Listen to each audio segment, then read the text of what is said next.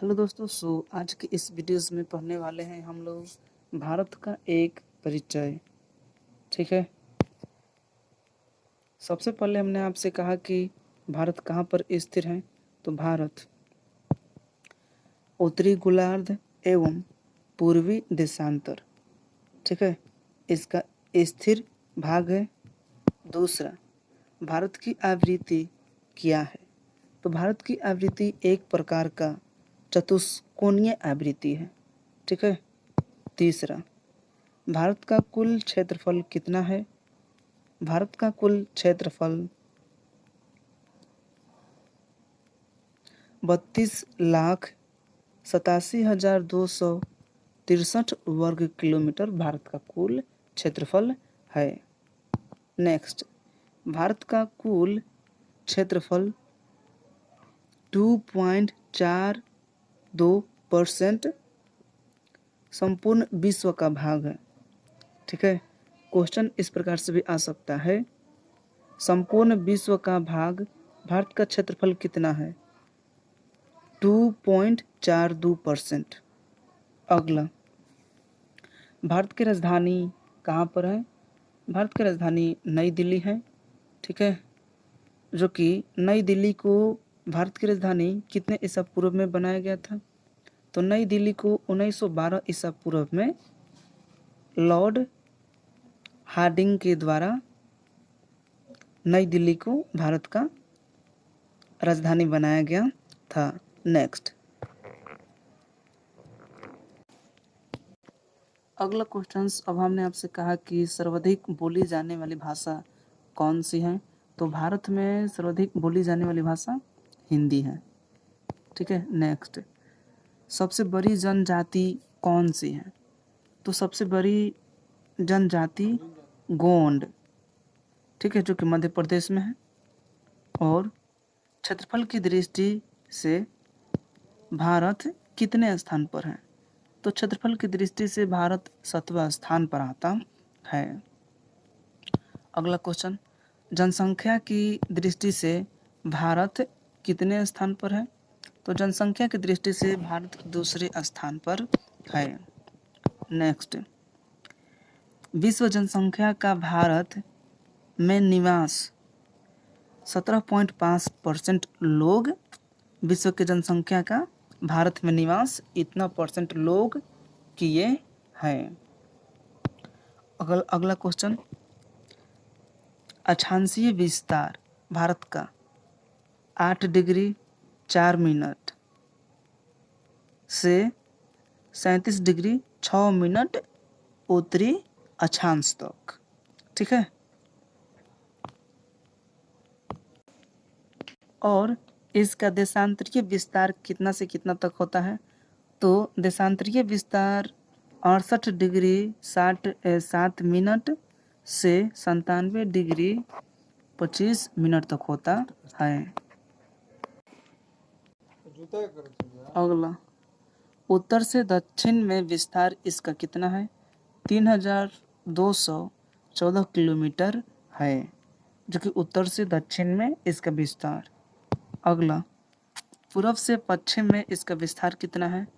पूर्व से पश्चिम में इसका विस्तार है 2933 किलोमीटर।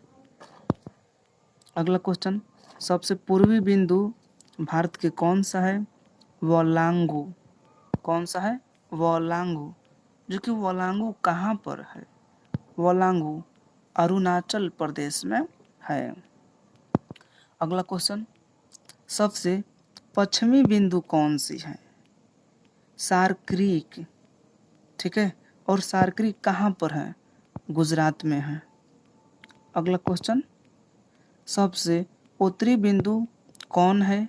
तो उत्तरी बिंदु इंदिरा कौल, जो कि जम्मू कश्मीर में स्थिर है। तो क्वेश्चन यहाँ पर कुल मिलाकर के इस प्रकार से बन सकता है, सबसे उत्तरी बिंदु कौन सी है भारत के। तो इंदिरा कौल कहाँ पर है। जम्मू कश्मीर में। ठीक है। नेक्स्ट, अगला क्वेश्चन, भारत में लक्षद्वीप में द्वीपों की कुल संख्या कितनी है। लक्षद्वीप में द्वीपों की कुल संख्या 36 है। ठीक है, नेक्स्ट, स्थल सीमा की कुल लंबाई कितना है भारत के? तो भारत के स्थल सीमा की लंबाई 15,200 किलोमीटर है। अगला क्वेश्चन, तटीय भाग के कुल लंबाई कितना है? तो भारत के तटीय भाग की लंबाई 7,516.5 किलोमीटर है। अगला, मुख्य भूमि के तटीय भाग की लंबाई कितना है? 6100 किलोमीटर। अगला क्वेश्चन, भारतीय मानक समय 82.5 डिग्री पूर्वी देशांतर रेखा इलाहाबाद के मिर्ज़ापुर से होकर के गुजरती है। तो क्वेश्चन यहाँ पर इस प्रकार से भी कुल मिलाकर के आ सकता है, भारतीय मानक समय कितने डिग्री पर है? तो 82.5 डिग्री पर। ठीक है, और कहाँ पर? पूर्वी देशांतर रेखा। पूर्वी देशांतर रेखा कहाँ से कहाँ तक होकर गुजरती है? इलाहाबाद के मिर्ज़ापुर से होकर के गुजरती है। नेक्स्ट, 82.5 डिग्री पूर्वी देशांतर रेखा गुजरती हैं कितने राज्यों से? इस प्रकार से भी क्वेश्चंस आ सकता है। तो 82.5 डिग्री पूर्वी देशांतर रेखा 5 राज्यों से होकर के गुजरते हैं। नेक्स्ट,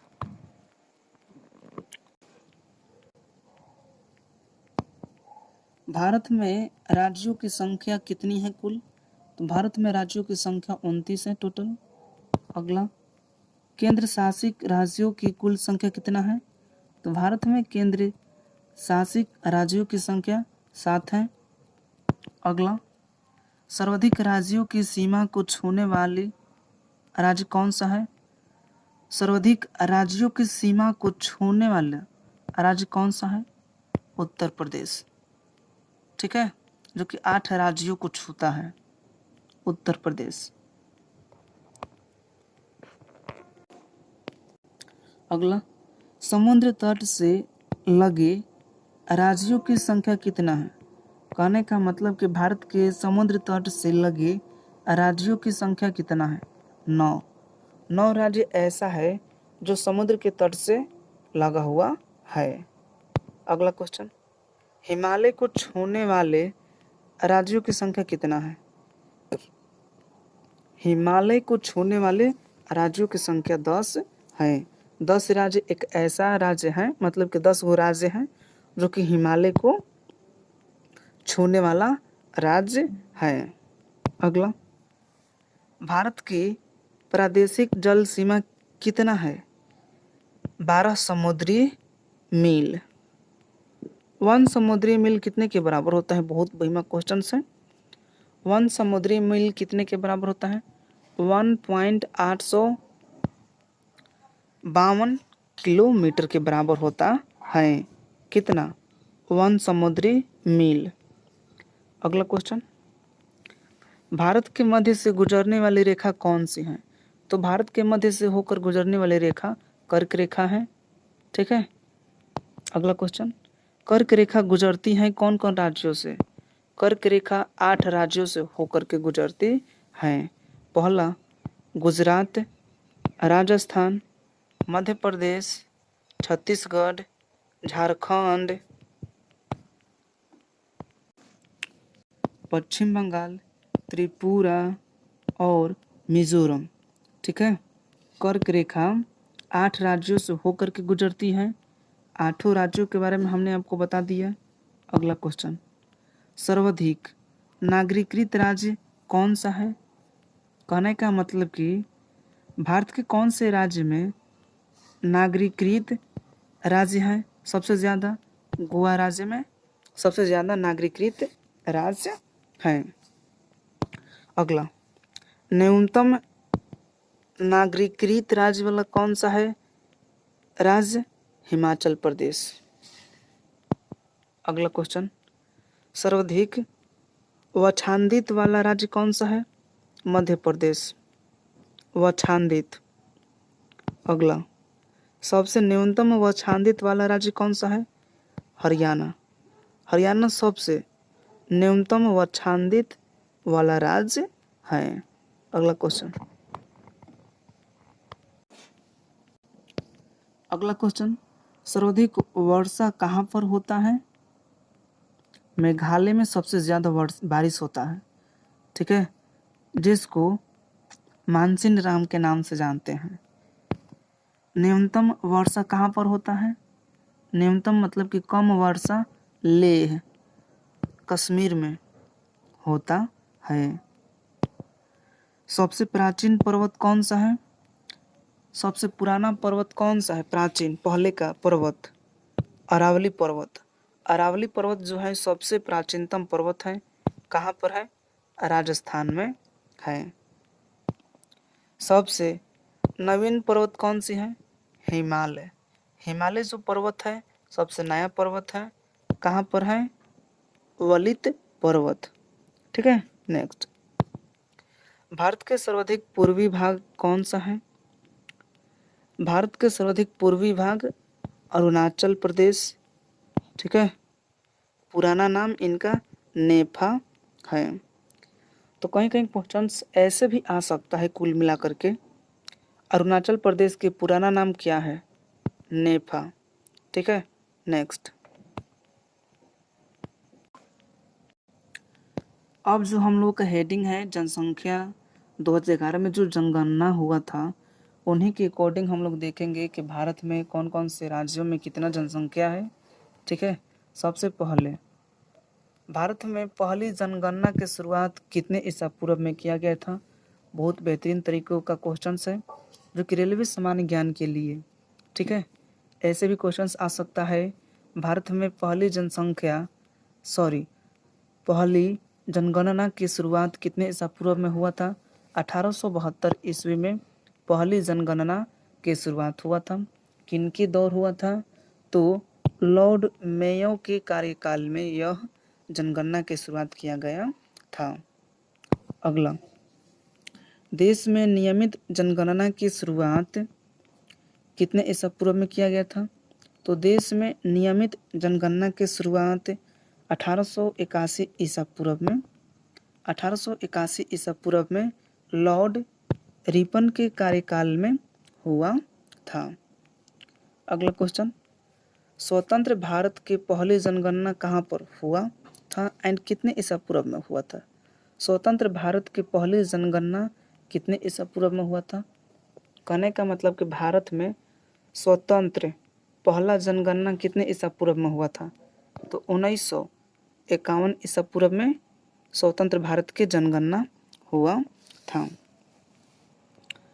अगला क्वेश्चन, जनगणना का महाविभाजक वर्ष कितने ईसा पूर्व में था?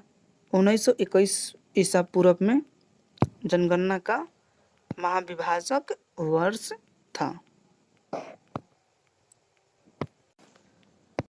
अगला क्वेश्चन, जनगणना की अवधि कितने ईसा पूर्व में होता है? तो जनगणना की अवधि प्रत्येक 10 वर्ष पर जनगणना की अवधि होता है। अगला क्वेश्चन, जनगणना का अध्ययन कौन किया था? तो जनगणना का सबसे पहले का अध्ययन डेमोग्राफी के अकॉर्डिंग जनगणना का अध्ययन किया जाता है। तो कुल मिलाकर के यहाँ पर ऐसे भी क्वेश्चंस आ सकता है, जनगणना का अध्ययन किसके द्वारा होता है? डेमोग्राफी के अकॉर्डिंग होता है। अगला क्वेश्चन, 2011 के जनगणना का क्रम देश के 15वीं तथा स्वतंत्र भारत की 7वीं है, ठीक है। अगला क्वेश्चन, 2011 के जनगणना का आदर्श वाक्य क्या था? तो 2011 के जो जनगणना का जो आदर्श वाक्य, हमारी जनगणना हमारा भविष्य, ठीक है, यही आदर्श वाक्य था 2011 के जनगणना का, ठीक है। तो यहाँ पर कुल मिलाकर के ऐसे भी क्वेश्चंस आ सकता है, 2011 के जनगणना का आदर्श वाक्य क्या था? हमारी जनगणना हमारा भविष्य, ठीक है। अगला, जनगणना का शुभांकर कब हुआ था एंड किनके द्वारा? प्रगणक शिक्षिका। ठीक है, प्रगणक शिक्षिका के अकॉर्डिंग। अगला क्वेश्चन, प्रथम जनगणना कश्मीर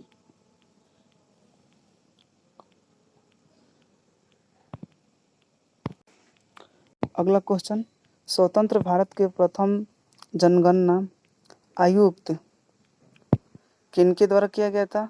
R.A. गोपाल स्वामी 1949 से 1953 ईस्वी। वर्तमान जनगणना आयुक्त शैलेश के अकॉर्डिंग किया गया था। पहली बार जाति आधारित जनगणना कितने ईसा पूर्व में किया गया था? 1931 ईसा पूर्व में पहली बार जाति आधारित जनगणना किया गया था। अगला क्वेश्चन, विश्व जनगणना दिवस कब मनाया जाता है? विश्व जनगणना दिवस 11 जुलाई को मनाया जाता है। कुल जनसंख्या कितना था? 121.8 करोड़। नेक्स्ट, अब हमने आपसे कहा कि सर्वाधिक लिंगानुपात वाला राज्य कौन सा है? केरल। न्यूनतम लिंगानुपात वाला राज्य कौन सा है? हरियाणा। नेक्स्ट, सर्वाधिक केंद्र शासित लिंगानुपात वाला राज्य कौन सा है? पुडुचेरी। सर्वाधिक केंद्र शासित लिंगानुपात वाला राज्य है। न्यूनतम केंद्र शासित लिंगानुपात वाला राज्य? दमन व दीव। सर्वाधिक जनसंख्या घनत्व? बिहार। जनसंख्या घनत्व सर्वाधिक? बिहार। न्यूनतम जनसंख्या घनत्व? अरुणाचल प्रदेश। सर्वाधिक केंद्र शासित जनघनत्व? दिल्ली।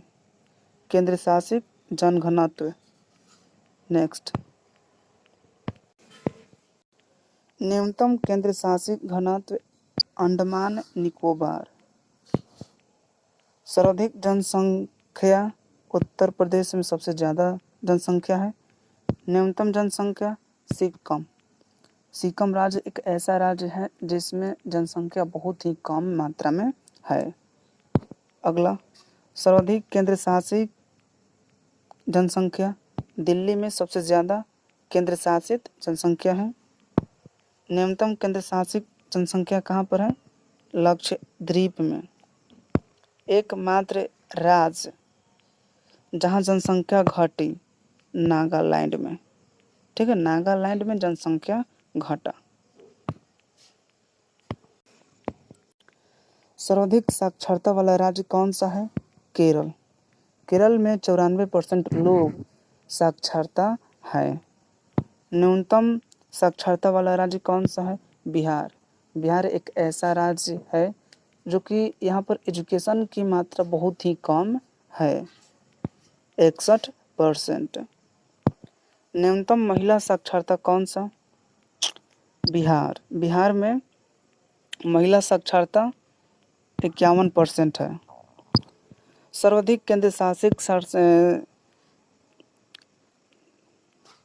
साक्षरता? केंद्र शासित साक्षरता?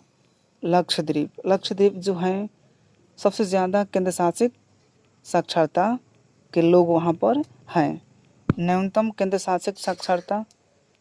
दादर और नगर हवेली। नेक्स्ट,